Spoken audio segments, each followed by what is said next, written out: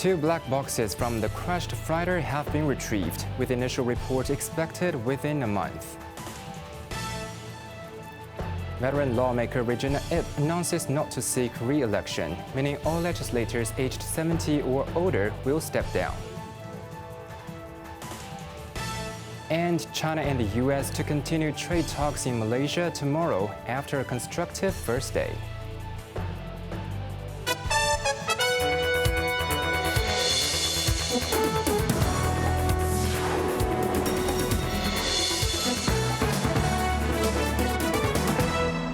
Good evening, you're watching Cable News. I'm Quentin Yang. Authorities have retrieved two black box flight data recorders from the wreckage of a cargo plane that killed two airport security staff in a crash earlier this week, with investigators planning to release a preliminary report within a month. Evelyn Bai shares more. The tail of the plane, salvaged by the airport authorities' professional team Friday night, remains on the barge. This morning, the team lifted another piece of wreckage that was suspected to be a car. The Air Accident Investigation Authority, which is responsible for probing into the crash, has sent the two black boxes to a laboratory for examination. In addition to the devices, the salvage vessel also lifted one of the aircraft's engines and the landing gear from the sea. Coleman Ng, former Deputy Director General of Civil Aviation, noted that since the black boxes had been waterlogged for several days, how data could be recovered will have to depend on their condition. Normally, the basic steps would be opening the devices to download the data and then analyzing it. If the damage is severe, they may need to be sent back to the manufacturer for data retrieval. The AAIA said experts will thoroughly analyze the collected data, including interviews with relevant personnel, aircraft operating procedures, examination of the plane wreckage, and maintenance records, to determine the sequence of events and causes of the accident, pledging to release a preliminary report within a month. Meanwhile, police have collected blood and urine samples from the flight crew, with results indicating that they tested negative for alcohol and drugs. Evelyn Bai, Cable News. Veteran lawmaker and New People's Party leader Regina Ip, along with her fellow party member Lai Tong-kwok, announced they will not seek re-election.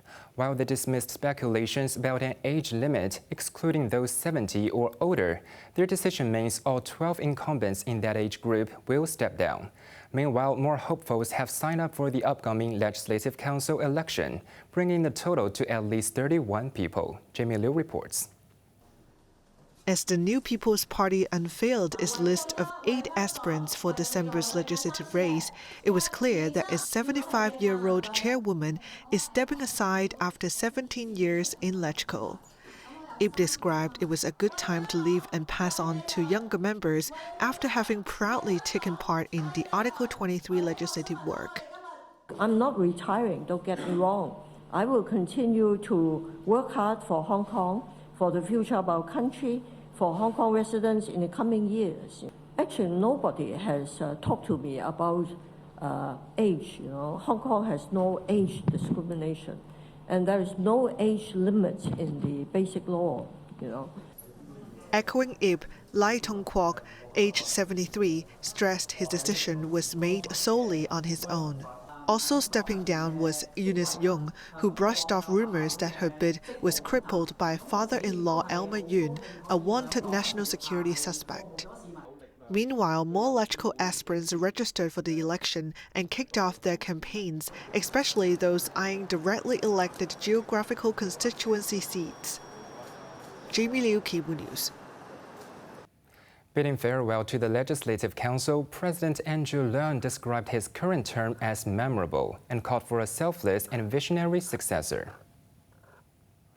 Speaking on iCable News program Let's Talk, Leung highlighted the historic productivity of this legislative term, the first under the Patriots administering Hong Kong framework, passing 160 bills, including long-stalled legislation on Article 23 and toll adjustments for the 3 road harbor crossings.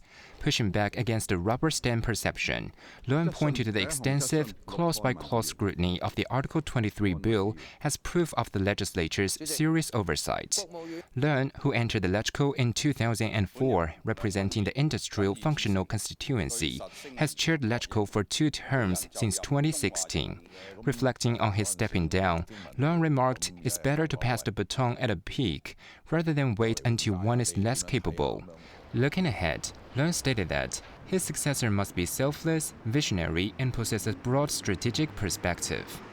He also expressed openness to future public roles if his experience is needed.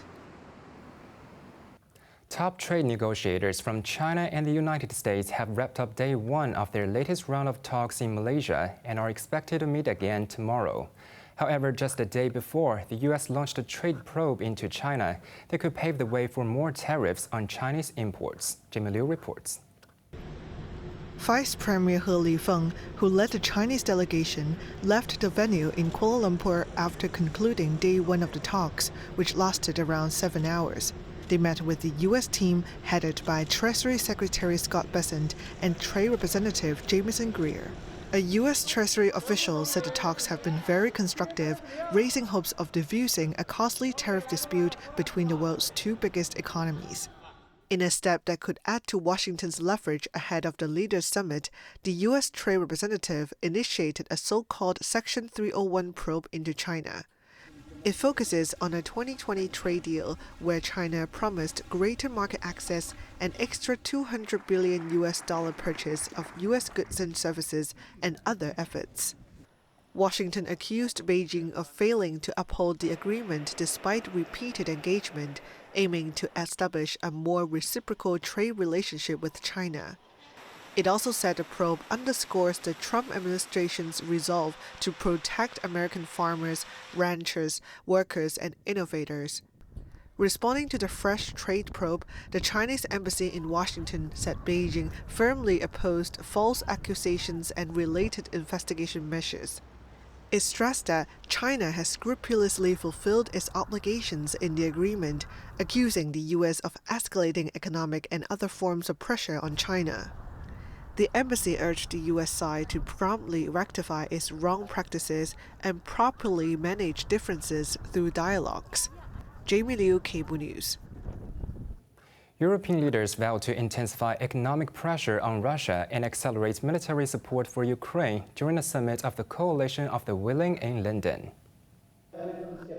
The meeting, hosted by British Prime Minister Keir Starmer and attended by Ukrainian President Volodymyr Zelensky, both in person, as well as virtually by other European leaders, concluded with a commitment to complete the disposal of frozen Russian assets and unlock billions for Ukraine's defense. Last week, the UK became the first country to sanction all of Russia's oil majors. On Wednesday, the US acted decisively to join us, together with further sanctions from the EU. And we're choking off funding for Russia's war machine. Meanwhile, Zelensky continued his missile-seeking lobbying at the summit, securing a UK pledge to deliver an additional 140 surface-to-air missiles this winter. The coalition's hardened stance came as Russian presidential envoy Kirill Dmitriev arrived in the U.S., suggesting a diplomatic solution is very close. The claim sharply contrasts with recent tensions, including the U.S. sanctioning 2 of Russia's largest oil companies last week. Dmitriev also stated that a scheduled Trump-Putin summit in Hungary was not cancelled, contradicting Trump's earlier announcement. Thailand is in mourning following the death of Queen Mother Sirikit, mother of the current king and wife of the nation's late long-reigning monarch. She was 93. The matriarch passed away last night at a hospital in Bangkok following a week-long fight with blood infection. She had been receiving long-term care at the hospital since 2019. King Mahava Chulalongkorn has ordered to organize a funeral with the highest royal honors. He also decreed a one-year period of mourning for royal family members and officials. Meanwhile, Thai Prime Minister Anutin Charnvirakul had cancelled his trip to Malaysia for the ASEAN Leaders Summit following the news. Sirikit was married to King Bhumibol, who died in 2016 after 7 decades in reign. Beyond her royal duties, Sirikit was widely known for her dedication to rural development, environmental conservation, and the preservation of traditional Thai crafts through her Support Foundation. In face of prospective rivals, Eurostar has reviewed plans to introduce double-decker trains running through the Channel Tunnel for the first time, with its first batch of trains set to enter service in 2031. Evelyn Bai shares more. The high-speed rail operator said it has ordered at least 30 double-deckers, with an option for 20 more, from manufacturer Alstom, valued at 2 billion euros, which is approximately 18 billion Hong Kong dollars. The trains will run across Eurostar's current network, which covers Belgium, France, the Netherlands, Germany, and the United Kingdom. With planned routes to Geneva and Frankfurt. The first 6 trains are set to join the fleet in 2031. Subject to final design, each train will increase its seat capacity by 20%. Under current services through the Channel Tunnel, 2 coupled double-deckers can provide around 1,080 seats. Featuring fully automated accessible boarding, the new trains will offer additional space for wheelchairs and luggage. Upon operations, the fleet size will increase by 30% to meet the growing international rail demand from the UK. Last year, Eurostar carried 19.5 million passengers and aims for 30 million. However, concerns have been raised regarding whether the most of the railways built 200 years ago can accommodate the new trains, suggesting the move may respond to competition from other rail operators.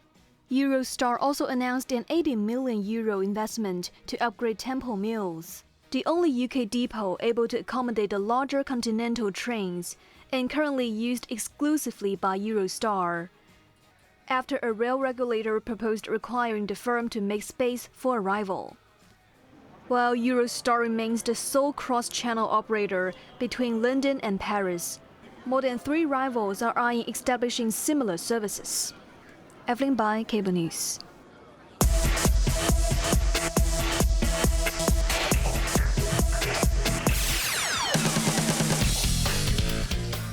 Hong Kong fencers bagged 2 more golds and a bronze in group events of the Asian U23 Championships in Kuala Lumpur. Somerset, Chloe Lau, Laren Lon and Hazel Tan won gold in women's sabre after beating Kazakhstan 45-28. The SAR team also overpowered Macau 45-19 in women's foil to secure first place. In men's épée, the city's fencers narrowly lost to Kazakhstan 44-45, but still claimed bronze, as no bronze match was held. With the 15th National Games just over 2 weeks away, HOYIBC has announced it will extensively broadcast the sporting spectacle for local audiences, starting with a live opening ceremony on November 9th. Starting next Friday, HOYIBC's 3 free-to-air channels, 76, 77, and 78, along with its mobile app, will live broadcast or relay numerous events from the National Sports Festival. Channel 77 in particular will carry the full live coverage of the opening ceremony that evening. This year's games will run from November 9th to 21st. Hong Kong is set to host 8 events, including cycling, golf, and rugby sevens. At the launch ceremony, Yong Tak Han, head of the Hong Kong SAR National Games Coordination Office, confirmed that all preparations are complete, and athletes from across the country will begin arriving next week. Confident that local athletes will excel with home advantage, he also encouraged more citizens to come out and cheer them on.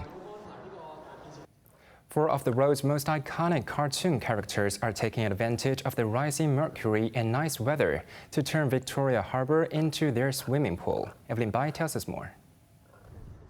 Citizens and tourists flock to the waters of Tema Park in Admiralty to take photos with the giant floating inflatable sculptures of their beloved characters, including Japanese robot cat Doraemon, Sesame Street's Elmo, and McDonald's rotund purple mascot Grimace, and homegrown global phenomenon Labubu.